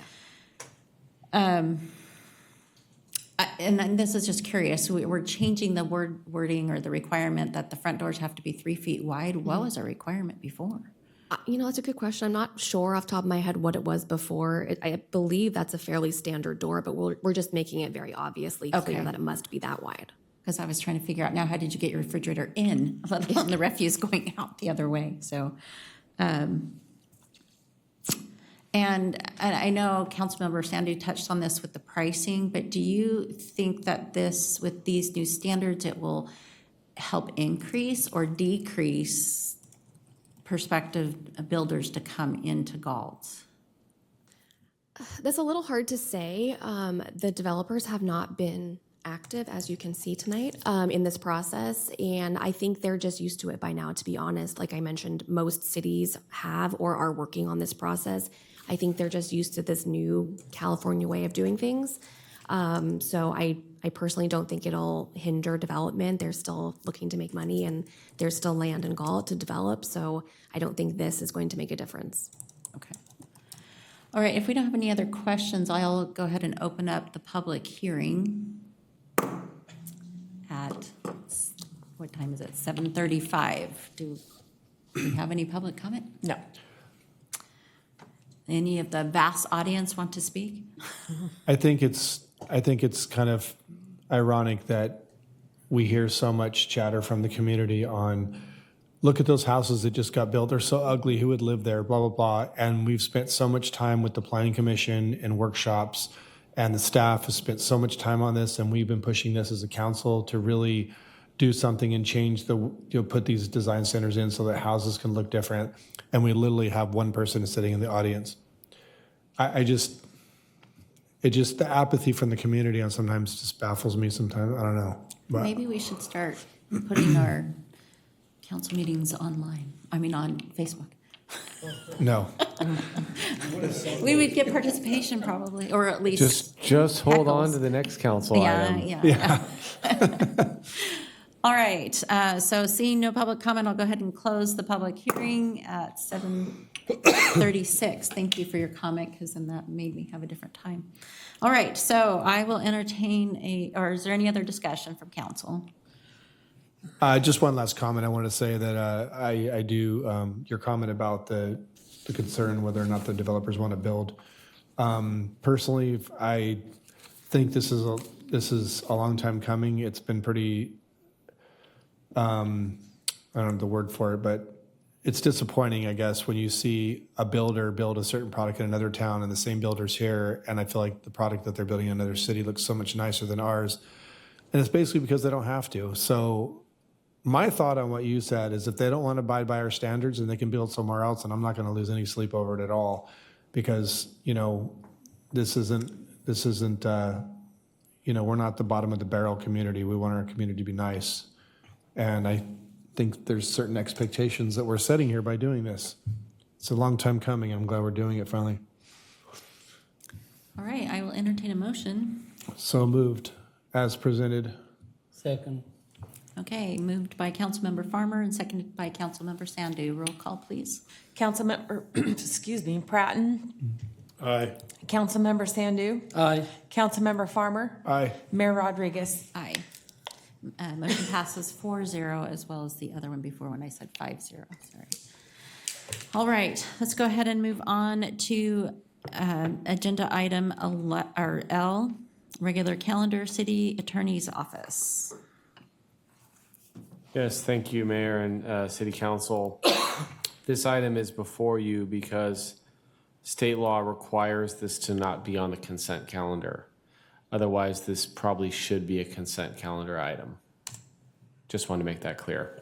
SB 707 is a new law that requires, it's billed as the Brown Act Modernization Bill. It requires several updates to how public agencies do handle meetings under the Brown Act, as well as outreach and notification requirements. One of the requirements is to require for certain eligible legislative bodies, which this city council is one of them, notably not the committees and commissions, however. What I'm going to be speaking of today, right now, going forward, only applies to the city council meetings. The city council is an eligible legislative body because it is the governing body for a city and a county that has over 600,000 people. So even though our city itself doesn't meet the threshold, because cities on their own have to have over 30,000 people, if you are a city that's in a county with over 600, you are an eligible legislative body, which means for our purposes tonight that you have to now, starting July 1, 2026, allow for remote participation at all meetings. So essentially what it does is it requires us to do now what we did during COVID, which is allow Zoom participation, for example. One of the other requirements that goes along with that is ensuring that the agencies and the cities have adopted a policy that says this is what we are going to do or not and not do in the event that there is a technological disconnection. From the city's side, from the city's transmission, if obviously somebody doesn't pay their Comcast bill and they lose internet, that's not a city problem. If somebody's has bad IT service provider at their work, of course, which we don't have here, that's their problem, not ours. But anything that goes out, that's going to be a problem, and we have to make sure we do certain things to try to remedy it before we either continue the meeting or shut the meeting down. That's essentially what this policy does. It states that in the event of a technological disconnection from our end, from the sending end, and somebody who is trying to, for example, participate remotely through Zoom, it gets disconnected or there's no internet service coming out of the building, whatever, what have you, we have to endeavor to try to fix it for at least 1 hour, and that's state law. After that hour, if it hasn't been fixed by then, obviously if it gets fixed before then, we can restart right away. If it doesn't start after an hour, we can do one of three things. We can adjourn the meeting, we can continue the meeting without the Zoom capabilities, but we have to make certain findings that essentially we tried to fix it, we weren't able to fix it, and then we can go back on the record. And that's all going to be in the policy. Or we could, at the hour, you can keep trying to fix it. So those are really the only three options. I think what the legislator wants to do is avoid the situation where people it disconnects and they go, oops, oh well, and they give it 1 minute and they go to, not allowing the public to participate remotely. So that's essentially the long and short of the policy. It specifies, it has some definitions for some of the terms. You technically allow members of the public to participate in one of two ways. One is through an audio-visual platform like Zoom. The other one is audio only through like a phone system. I think Tina can speak to some of the practicalities of that, but that's essentially the gist of it. And then we have one section at the end of the policy, although not strictly required by SB 707, anticipating if we have any issues in terms of disruptions coming from outside on Zoom, how the council can try to navigate those things in terms of warning the people that are disrupting the meeting to stop, and if not, we can remove them from the meeting or eventually shut off the service if necessary, but it has to be for actual disruptions, not just for saying things that the city we may find offensive. As long as it has some relationship to the city of Galt's business, even if it's kind of a weak or relatively attenuated connection, it's going to be allowed due to First Amendment principles. But if they're disrupting and they're interrupting the meeting and they're going past their time, those kinds of things that actually interfere with us to do our business, we have a little bit of opportunity to deal with that, and that's in the policy.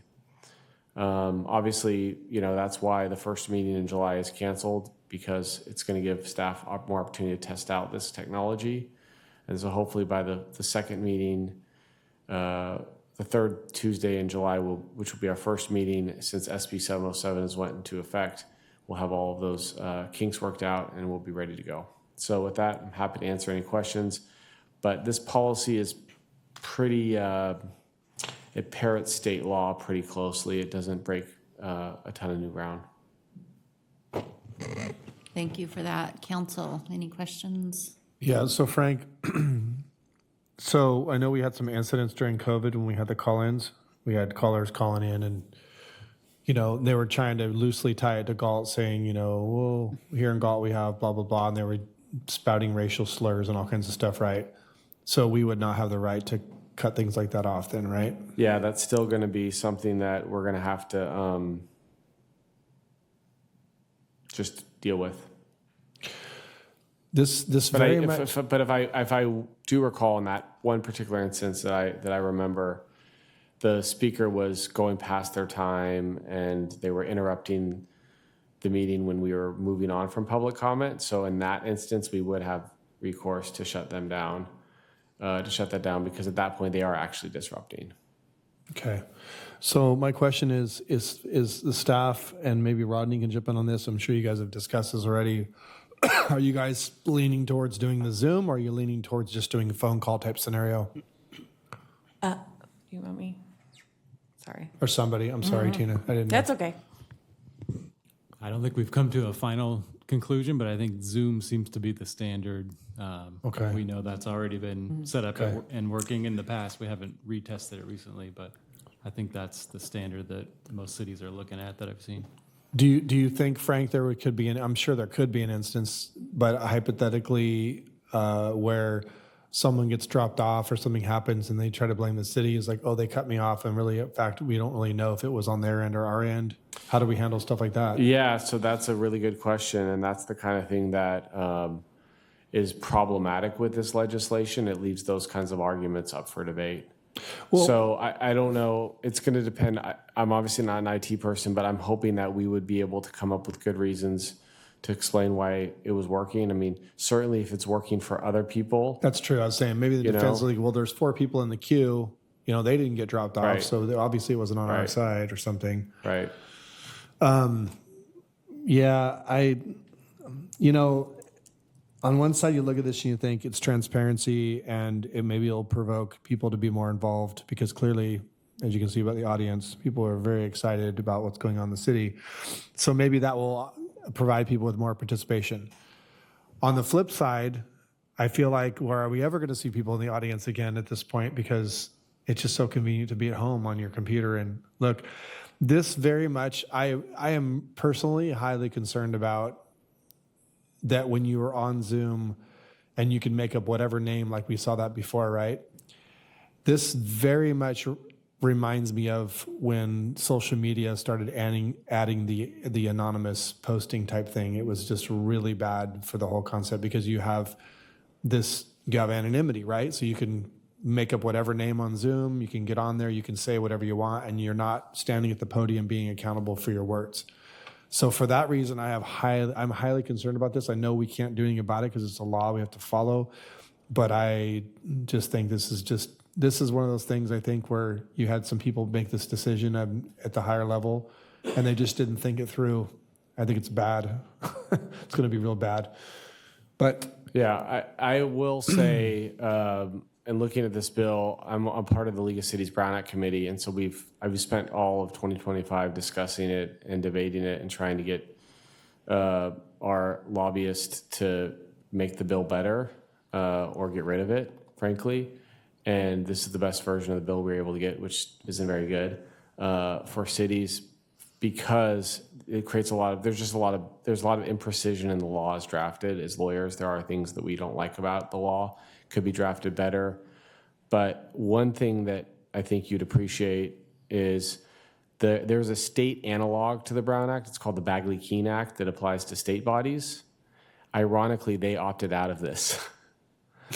So they don't want to be subject to the transparency that they want local agencies. Ironically, there are commissions and committees of the state where they apply to the whole state. So if anywhere you would think you would want remote participation, it would be if a commission is headquartered in San Diego, for example, you would want people in Northern California to be able to attend remotely. But, for smaller agencies, smaller cities, it's actually easier to get there in person. So there's just something about it that feels a little bit disingenuous, just from the legislative history of it. Yeah. I'll just leave it there. But I can say too that we do have. I know personally of a couple people who are very active in watching the council meetings. They don't, and these are people that are disabled, and a couple that are not able to attend without great difficulty. So I do think if there's any silver lining and any plus side, I think it would be something like that where you can get people who are not able to attend without being able to. So there's that. Yep. That's all I have. Councilmember Sandu? Yeah, I just have the comment. I know this Senate bill, we have to follow it. And I know why they did it. Is the bottom line is more transparency. But always when the people can be out there, they can abuse the system. So if there is reasonable, some people, they cannot attend the meeting really due to different region. And that's the way I believing in, they went through that bill. But it can be, some people can abuse the system. Same thing on the Facebook, the other media. So I believe as a council, we have to deal with whatever we have to do. And thank you. I think we have no choice. We have to adopt on this resolution. Councilmember Pratton? Lots of thoughts, no comments. Moving on. Well, I'm not going to move real quick, but it brought up a couple questions. What is the penalty if we say, someone wanted to challenge us that we didn't wait the full hour to try to fix things and then restarted the meeting, or what are the penalties? That's a good question. I think that you would have the ability under 54960.1 to, if any action was taken prior to us exhausting that time, it'd probably be subject to a cure and correct challenge. So in other words, we get a challenge to make us reverse or do our action again. Redo it. Yeah. And there's a limited time where they can file that, correct? They have 90 days. Oh, it's a full 90 days. To make a cure and correct challenge. Okay. And then we have 30 days to respond to that. Okay. When using Zoom, since it does both video and audio, we're not obligated to display the video of them, correct? Correct.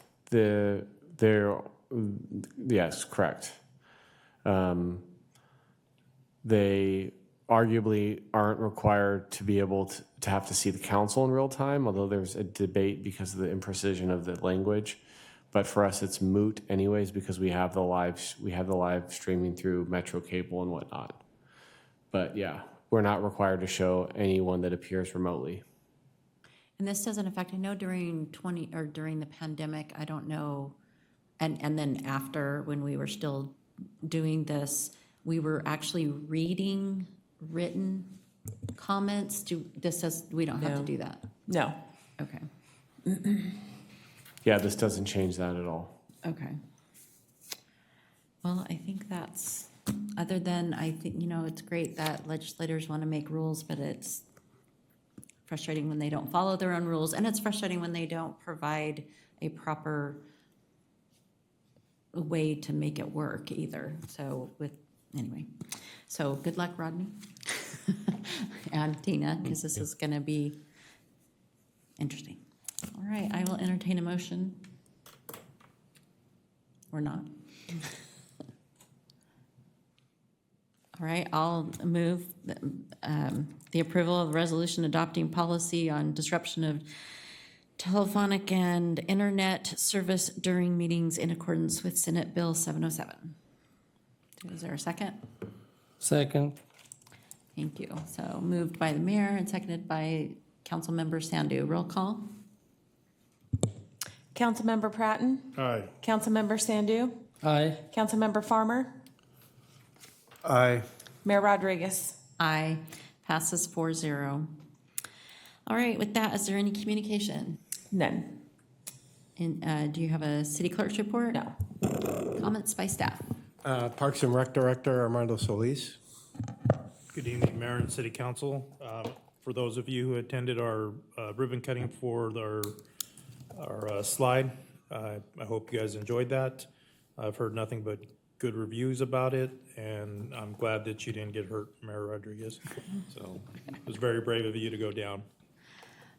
So I wanted to remind you of 3 events that are coming up before the next council meeting. Our Saturday market is this Saturday, June 6th.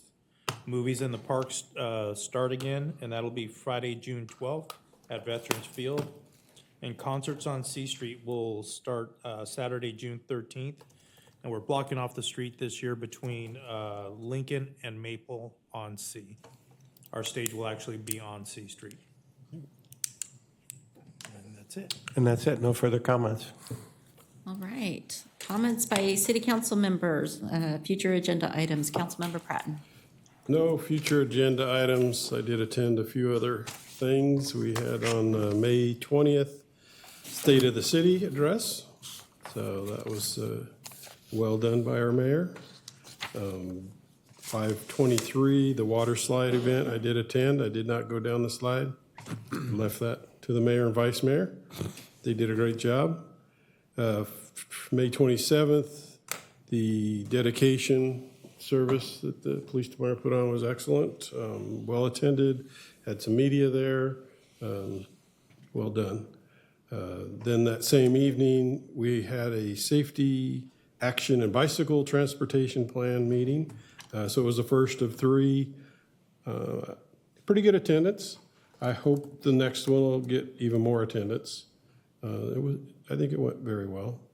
And then earlier today, I met with the Sacramento Air Quality Management District, brought some representation to town, and we sat with our Community Development Director Carloni, Principal Planner Bitts, and Assistant City Manager Mendez for a discussion on air quality and some of the monies that they have and some projects upcoming for us, or maybe there's some things that they can do for us. One of the, doing covers with solar on it, some of those things can go right into plug-ins and stuff like that. So staff has some ideas, and I think we'll work with them to try to come up with some projects, we hope, in the near future. So it was a good meeting. That's all I got. Great. Councilmember Sandu. Thank you. I also attended a few events. The first one, I attended the ribbon cutting ceremony, the new opening city water slide. Thank you, Armando. You're hardworking, especially all the staff working hard on this project. And I also attend the ribbon cutting ceremony with some other council member, I think mayor and vice mayor. And there's a new sandwich gallery in the Raleigh Shopping Center. And it was a great to see new business opening in the door, investment in this our community. And I also attended with the mayor and the other council member Memorial Celebration Day. And thank you for the staff, and thank you for the public comment. And that's all, Mayor. Councilmember Farmer. Yeah, I just want to say I apologize. First of all, I'm sorry I did not make the ribbon cutting. I was actually out of town on Saturday, trying to take advantage of a little time to get out of town on a holiday weekend. So I wish I could have been there. So I'm sorry about that. And also, same thing for the Gray Wall. Sorry I wasn't able to attend. That was due to work. Also, State of the City I wasn't able to attend due to work. It's tough being a business owner, I'm telling you. So there's a lot of things. So I wish I could have been to those things. But I did attend the Galt Cemetery Memorial Day festivities on Memorial Day, and I was asked to speak out there, and I did, and I was honored to do that. And it was was very well attended as usual, and so I want to thank them for doing that every year to honor our fallen soldiers on Memorial Day. As far as anything future, I don't think I have anything. So thanks to staff for your reports tonight. Thanks for the audience for showing up and showing their support. Mr. Lee, that goes to you. I guess you're the only one here. That's all I have, Ms. Mayor. I too attended, it seems like we had a lot going on these last few weeks. I attended the State of the City. Staff did a fabulous job presenting, so thank you for the presentation, and all staff I know had to come together to put that together. Attended the water slide ribbon cutting. Probably a huge thank you to Parks and Rec, huge thank you to Public Works, all the everybody who was behind the scenes on that. It was kind of neat. We had it was a slide designer, right, that came, and then obviously our engineer was there, and so that was great for them to be able to see. And a huge shout out to Genesis for not putting the tail end of that video of me online. So, and fortunately, there were people there that ended up sending me that video, and I'm like, great. Thanks. But it was great, and it's a fun slide. Highly recommend it for anybody watching. Get your family members out there. It's great. Also attended the new business ribbon cutting at Kelly Ray's. Kind of an interesting thing about that one, it's their flagship franchise. So Galt has the first one, so that's pretty exciting that they're investing in and trusting Galt with that. So that's just it says a lot about Galt. So the Memorial Day event was very moving. Councilmember Farmer gave a very nice speech. It was a great event. It was great to see all of the members of the city out there, the residents supporting their loved ones and those who have been lost. Went to the community safety workshop as well, and there was, 10, 15 people there.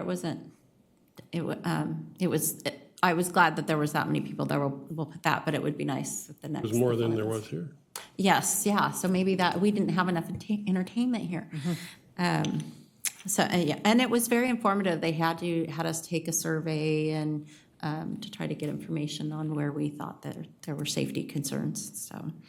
Also attended the Chamber Awards night Friday, and that was really nice to see some of our local businesses receive some recognition for their participation in the community and Business of the Year, and so that was great. And I'll put it out there publicly, the Business of the Year went to Papa's and Wings, so which I think is very well deserved and was very nice. Thank you to staff for all of your input and all of your staff reports. You guys work hard. So we really appreciate that. Offline before you leave, I have a comment. I just don't want, it doesn't need to go public. But please don't leave until I talk to you, Armando. For a future agenda item, I would like to possibly bring back, and probably should be at our next one, maybe addressing our public speaking time. Now that we have the possibility of doubling the opportunity for public speakers, and I'm saying this even though Mr. Davenport brought up that he did not appreciate being, having his time cut a little bit. I'm concerned that we could be really doubling our time. And since this is a business meeting, I really feel like we need to listen to our constituents, but we also need to get our business done. And coming from, having sat in not just city council meetings for the last 20 years, but in school board meetings, I literally sat in the audience at a high school board meeting until almost 2:00 in the morning. And I can tell you right now, not that they made bad decisions, but you're not hearing. You're not really calculating everything. And I think it's worth us actually discussing, maybe putting it back down to 3, because public speaking for city council was at 3 minutes until about maybe 10 years ago. I just think it's more productive. It will help people to focus more on what they're actually saying.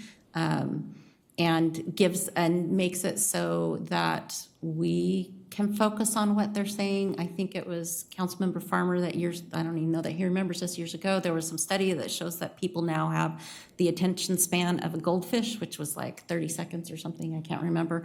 So I feel like it's something worthy for us to discuss, and in that, whether we shorten the speaker time and/or consider, and I think the high school board did this, topics were limited on the time that were spent on it for public comment. So I just think we're going to need to try to get some control of our time here to do the city business. So if Well, I would support bringing that back for a discussion, so. I would support that and comment on it. okay, so if we could bring that back, that would be great. All right, anything else? Great, I will close this meeting at 8:04.